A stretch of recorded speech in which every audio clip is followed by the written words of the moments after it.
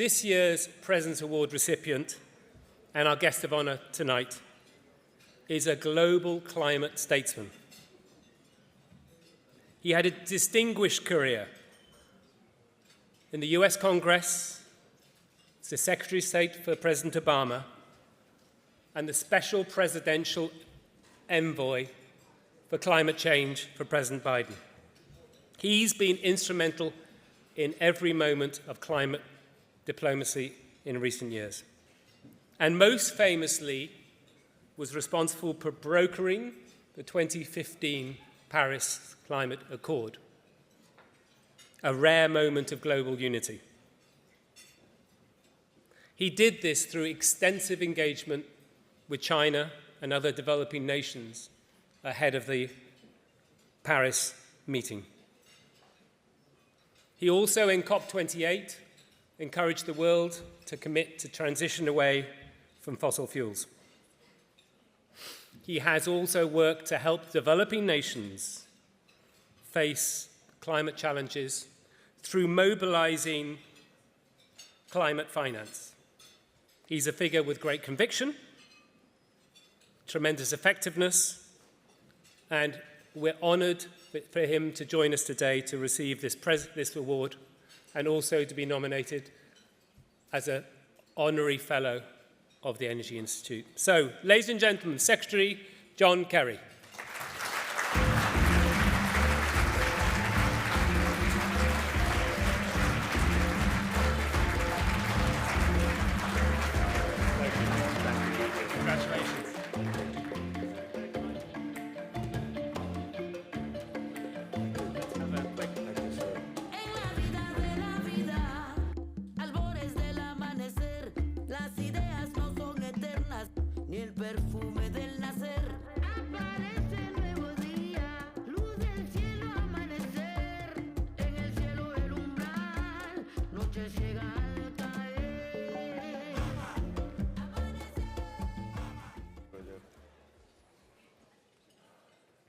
For a moment, I thought I'd dance like Trump, but then I knew you'd all.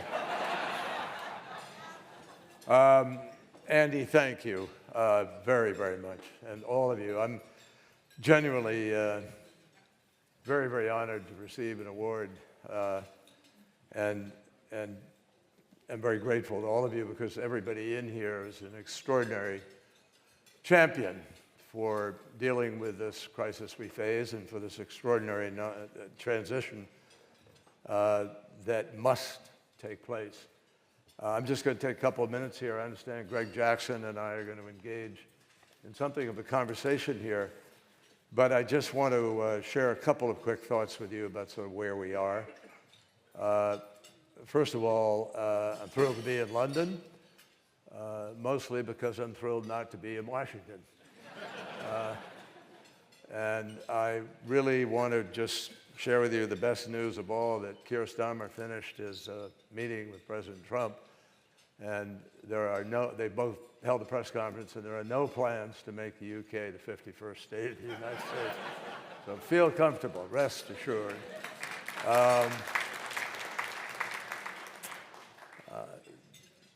Washington, D.C. D.C. now stands for dysfunctional city, I think.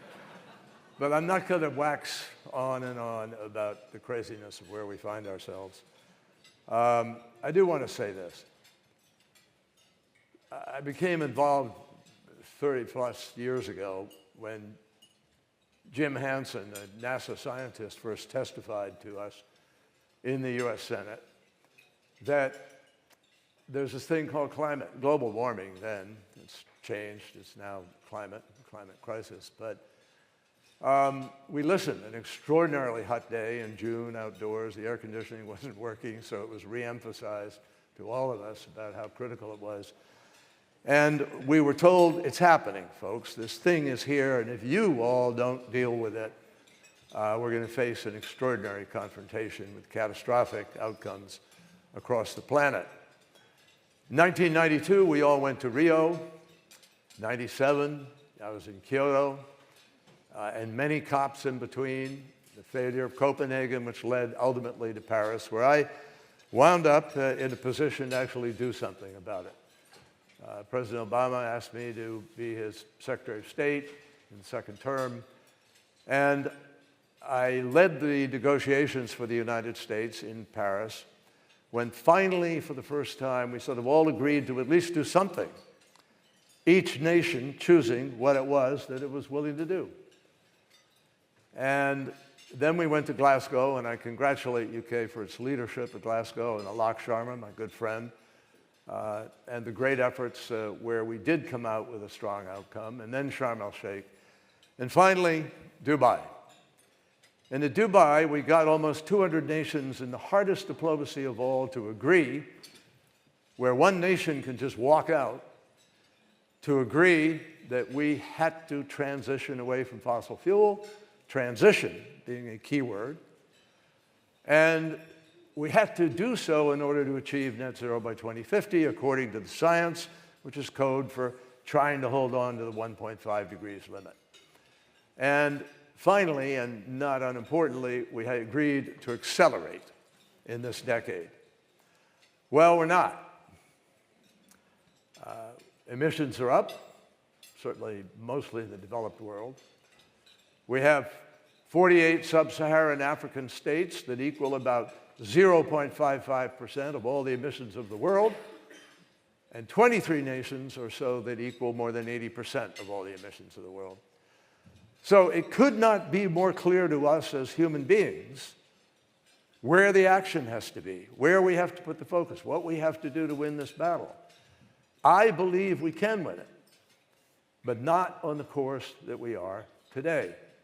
We're heading towards about 2.5 degrees or more, but we've proven to ourselves, by virtue of what we got private sector and public sector to agree on in Glasgow and then in Sharm el-Sheikh, that if you took all the promises that were made there and people actually followed through on them, the IEA tells us we would have been at 1.7 degrees by 2050. So, folks, it's actually within reach, but not with our current behavior. So we had this thing called an election in the United States, which resulted in what is familiar to all of us now. And it's clear that President Trump has been willing to and very busy trying to bend the norms of politics. And things have changed. But what has not changed, and what cannot be bent by any human being, are the laws of physics, the laws of chemistry, the laws of biology, mathematics, and everything that we have done at every COP and every step we've taken in our countries, we've taken those steps according to those laws, according to the physics. So bottom line, I'm just not going to go on, but I say bottom line, folks, we know what we have to do. And what's critical is there are these little things called tipping points. And nobody can tell you when we get there exactly, but we know from the best scientists in the world we're nosing right up there on 5 of those planetary boundaries, including, most ominously, the Arctic and the Antarctic. So I know you're all committed. All I want to say to everybody is this is a clash of confronting the basics of human nature, whether or not, when confronted with hard truth, we have the ability to actually summon the actions that are demanded by that particular situation. And I am convinced of this. That's why I am now working in the private sector. It's why I left after Dubai. In Dubai, we created the mission statement I just shared with you. The key now for all of us is implementation. Make it happen. No government has enough money to do that. We know it's in the trillions of dollars. But here's what gives me hope and what I believe is going to make the difference. The private sector does have trillions of dollars. And the truth is, that not as a matter of charity, not as a matter of government policy, not as a subsidy, but as a matter of good old capitalism where you go out and invest and you make money because you're producing something that people need and want. And that's what's happening. For the first time ever last year, we reached $2 trillion of investment capital, venture capital, into the new technologies, into the transition, $1 trillion into fossil fuel. And we've seen already the results of that beginning through what's happened with renewables. Renewables are absolutely cheaper than any other form of energy. We still have to break the barrier to firm energy so that base load is in fact addressed. But with what's happening in China now and other places, I think we're going to get there. We're going to be able to balance power. And you know what's going to make it win? Not me, not some prime minister, not a president, no CEO of a company just saying, hey, this is how we're going to win. We're going to win because people are going to make choices based on price, ultimately. And as the price keeps going down, the demand signal will be so powerful that the marketplace is ultimately going to transition, and it's going to happen a hell of a lot faster, in my judgment, than most people think. So I thank you for recognizing efforts through a number of years. I thank you for your efforts during those years. You're the ones now who are going to make this transition take place, and I look forward to working with you hand in hand. Thank you. Thank you, Kerry. Kerry, Secretary, if you'll take a seat, I have one more person to invite up here. So it's a household name in the UK, someone who founded the company that now has 7 million customers, an individual that was being, until last year, vice president of the Energy Institute, and a friend of Secretary Kerry, to have a dialogue on stage. So, Greg Jackson, please.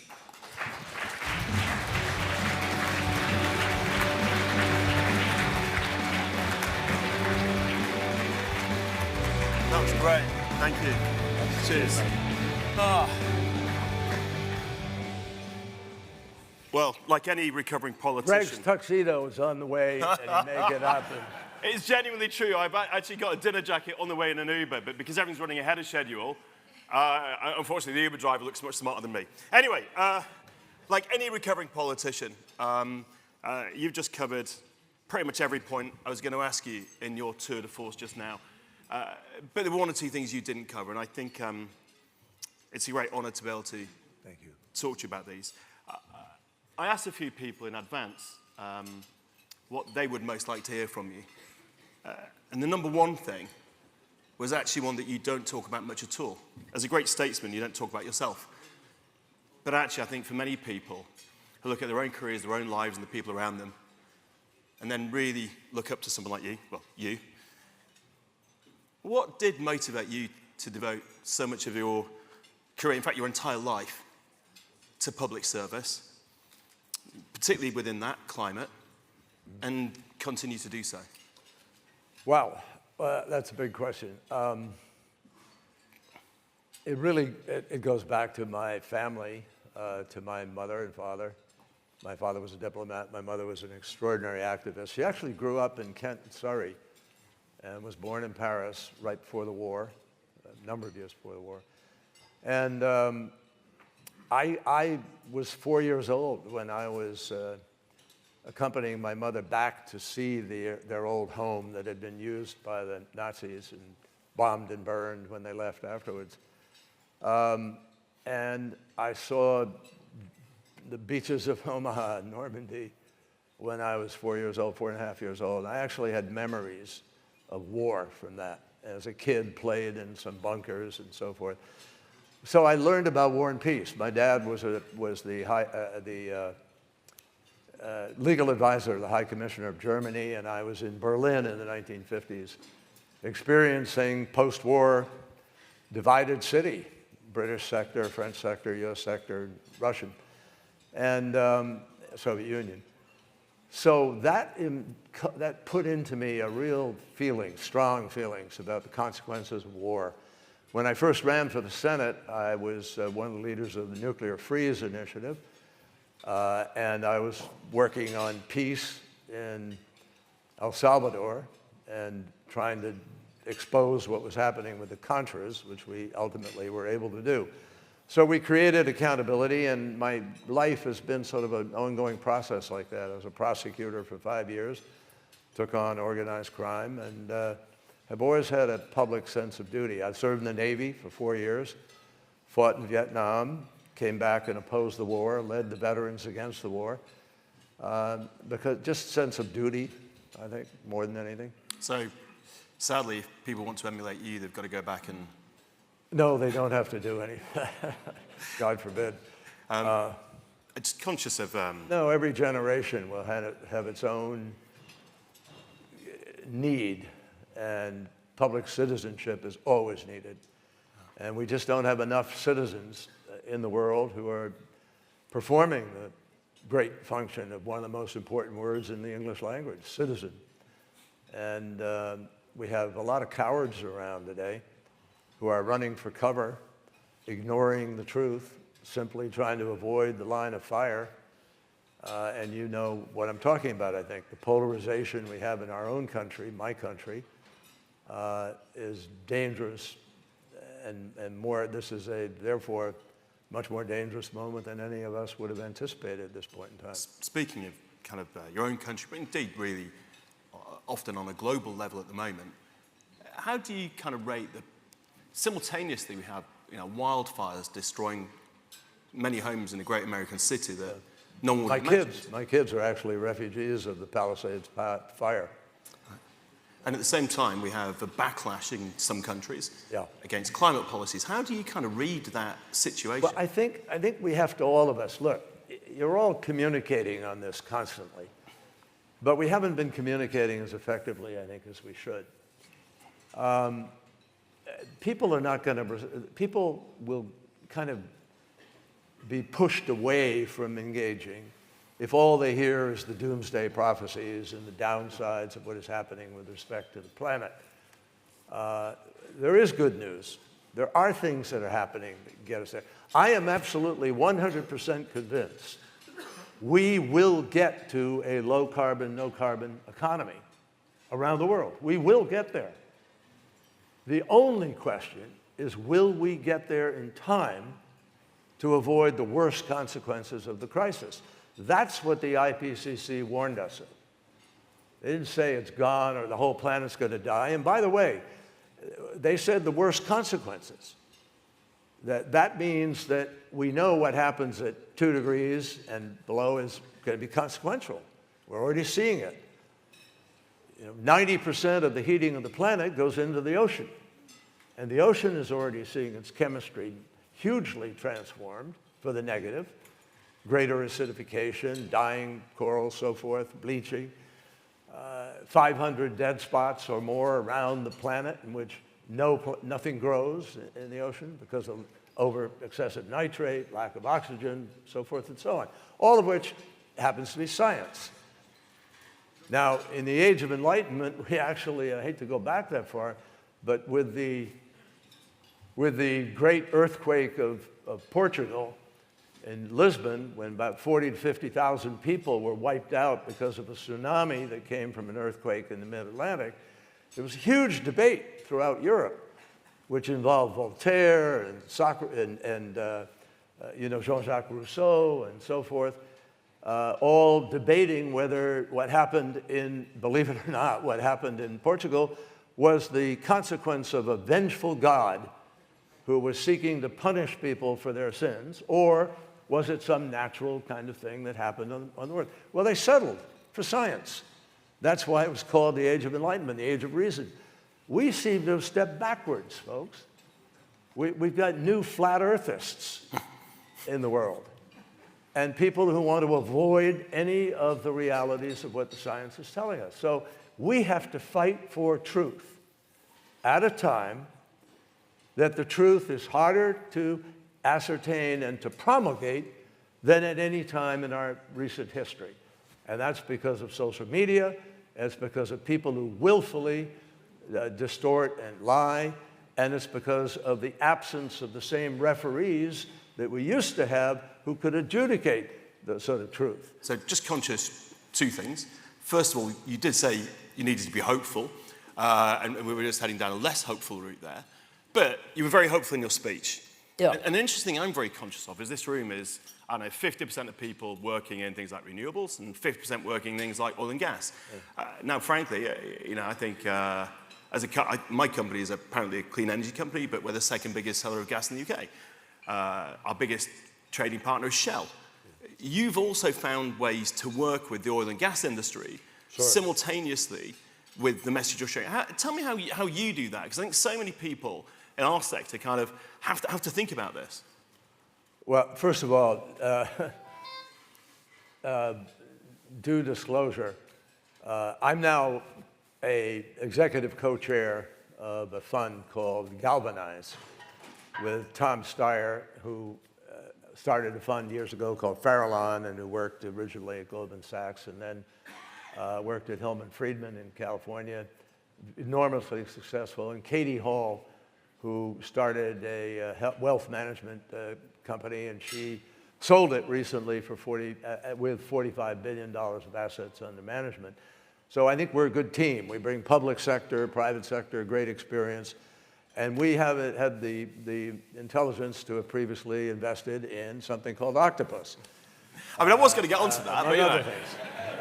Among other things, companies that are doing geothermal, companies that are putting new superconductor electric lines together and everything. And if you can't talk, you got to talk to all the players, or you don't have a prayer of winning the battle. Gas is obviously going to be part of the transition. And the transition was not supposed to all happen by next week or next year.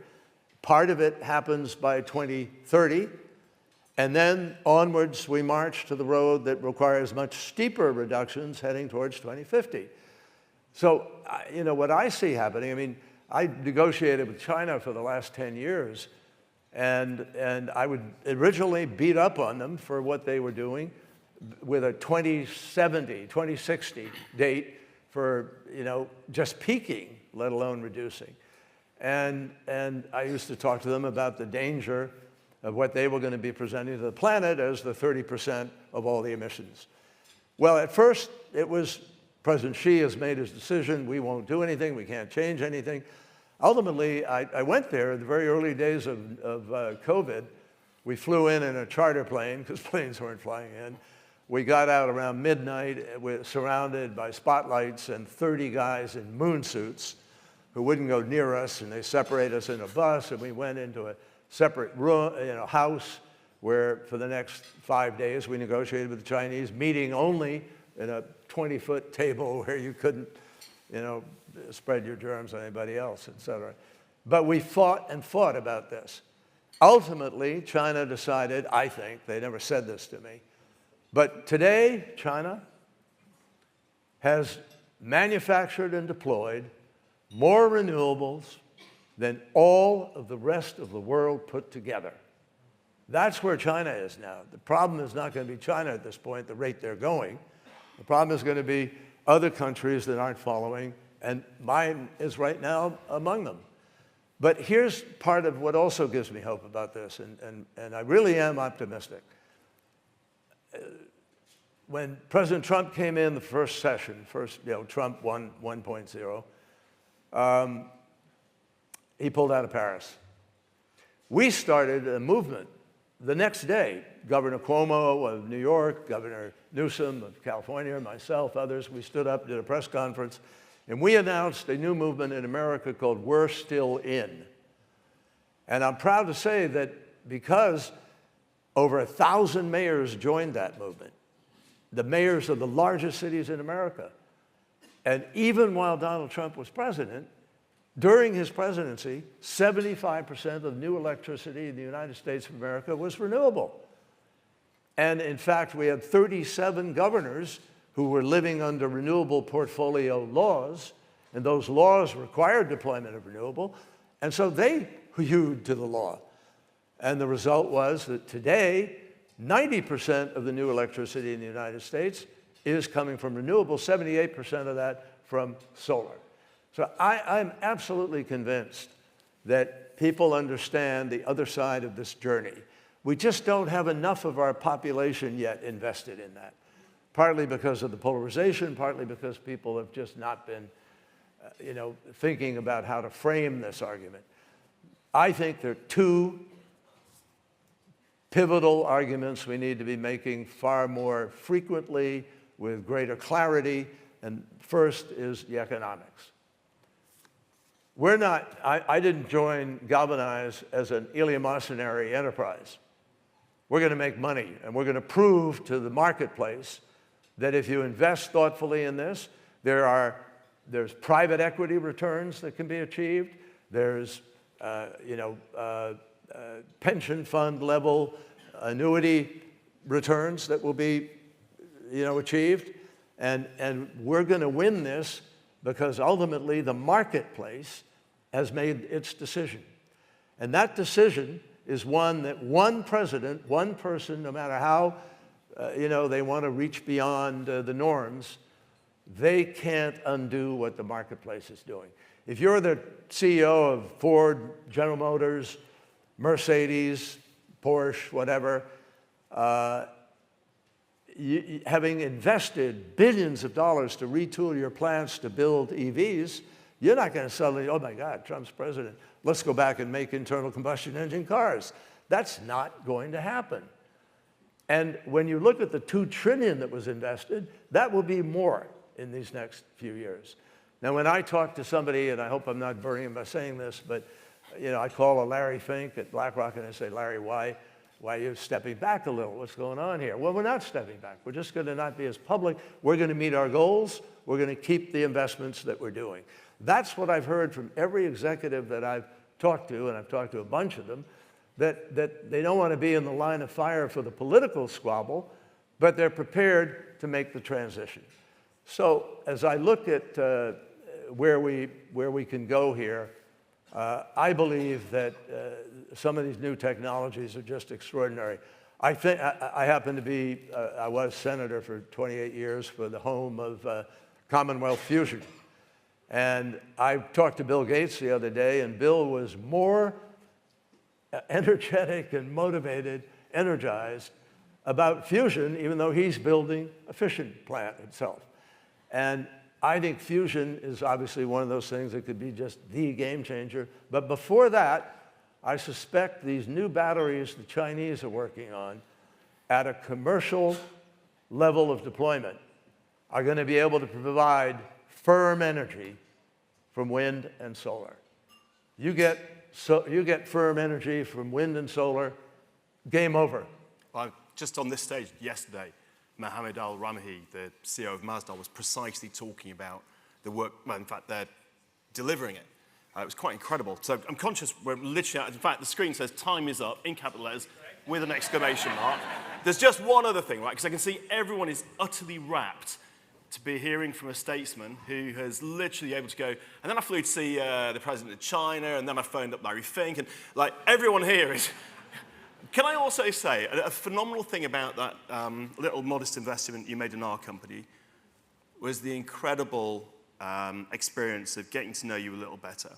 When you came to visit our office for an hour and were so interested in our team, our people, and the technology, you spent nearly 3 hours there. 3 hours, yeah. And we still hadn't finished. And then I think that human side of really getting to know people just shines through. And what I can say is Larry Fink and President Xi and all that aside, I bumped into you late one night in Munich, and we ended up playing table football. It was England versus America. All right? You were with a congressman, I was with a former MP. And obviously, the American congressman didn't even know the rules. Trump will be pleased to know that I made it America first. It was, it was literally 10-7 to America. It was the greatest humiliation. So, to you as a global statesman and a sporting hero, thank you. All right. Thank you all. Thank you. Cheers. Thanks, Sam.